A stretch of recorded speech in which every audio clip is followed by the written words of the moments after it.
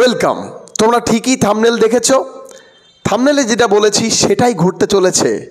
সরকারি চাকরি পরীক্ষা হতে চলেছে আরও স্বচ্ছ। কিসের পরিপ্রেক্ষিতে?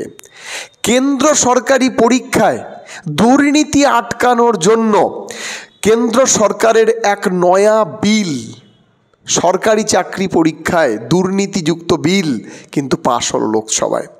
এবং সেইখানে যে বিলটা পাশ হলো সেই বিলের পরিপ্রেক্ষিতে কিন্তু একটা নজর কাড়া বিষয়। যদি দুর্নীতি প্রমাণিত হয় তাহলে 3 থেকে 10 বছরের জেল হতে পারে এবং 1 কোটি টাকা অবধি জরিমানা হতে পারে। তুমি ভাবো, এই রকম বিল যেভাবে সেন্ট্রাল গভর্নমেন্ট আনলো, আমার মনে হয় বর্তমান ক্যান্ডিডেটের পরিপ্রেক্ষিতে প্রত্যেকটা স্টেট অন্তত হলো ওয়েস্ট বেঙ্গলে আনা উচিত। ঠিক আছে? তার কারণ সেন্ট্রাল গভর্নমেন্টের এই পদক্ষেপ থেকে এইটা পরিষ্কার যে সরকার দুর্নীতিকে প্রশ্রয় দিতে চায় না ভবিষ্যতে।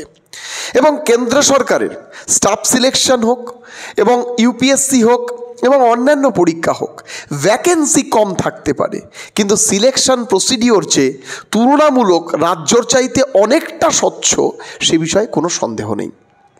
তো সেই রকমই তোমরা স্ক্রিনের পুরো দেখতে পাচ্ছ, আমি তোমাদের একটা দিয়েছি এবং তোমরা যদি ক্রিস্টাল ক্লিয়ার দেখতে পাও তাহলে তোমরা অবশ্যই ওপরে দেখো, ডান সাইডে এখানে রয়েছে, সেইখান থেকে রেজলিউশন বাড়িয়ে নাও। তোমরা দেখো দিয়েছে এই রকমই একটি ব্যাপার যে স্টাফ সিলেকশন কমিশন, ইউপিএসসি এবং অন্যান্য যে সমস্ত সেন্ট্রাল গভর্নমেন্ট, ব্যাংক, রেল, সে সমস্ত জায়গায় যদি দুর্নীতি প্রমাণিত হয়, এই রকম একটা কড়া পদক্ষেপের বিল কিন্তু অনুমোদন হলো আমাদের লোকসভায়। তো ফলে আমরা যথেষ্ট আশাবাদী আগামী দিনে আরও স্বচ্ছ হবে সরকারি চাকরির পরীক্ষা। এবং তার সাথে আমি বলবো এই সমস্ত জিনিসগুলোকে দেখে স্টেটও তার পদক্ষেপ নেবে এবং তারা স্বচ্ছতা অবলম্বন করার জন্য যথেষ্ট বড় পদক্ষেপ ভবিষ্যতে নেবে, এই আমি আশা রাখি।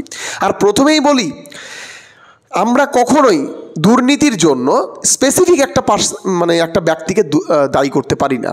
হতেই পারে যে এমনও হয় অনেক সময়, বিভিন্ন ক্ষেত্রে আমরা পুরনো দিনে পরিলক্ষিত করেছি যে যারা রিক্রুটিং পার্সন, যারা রিক্রুটিং সংস্থা রিক্রুটমেন্ট করতে চায়, তারা স্বচ্ছতা অবলম্বন করতে চায়, কিন্তু বিশেষ কিছু সমস্যার দরুন বা আমাদের যে জনসাধারণ রয়েছে তাদের মধ্যে এতটাই বলা যেতে পারে দুর্নীতি করে নেওয়ার মনোভাব, ফলে সেই রেসপেক্টে বিপথে অবলম্বন করতে চাই সহজেই চাকরিটা পাওয়ার পরিপ্রেক্ষিতে।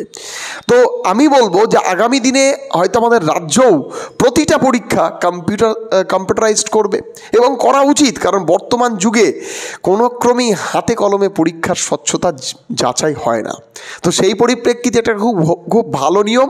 এবং যে সমস্ত ক্যান্ডিডেট তোমরা সেন্ট্রাল গভর্নমেন্টের পরীক্ষার জন্য প্রিপারেশন করছো, আপকামিং ডেজে তোমাদের রেলওয়ে বোর্ডে প্রচুর ভ্যাকেন্সি আসছে, সেগুলোতে তোমরা এফেক্ট পাবে এবং তোমরা তোমাদের মেধা অনুযায়ী জব পাবে।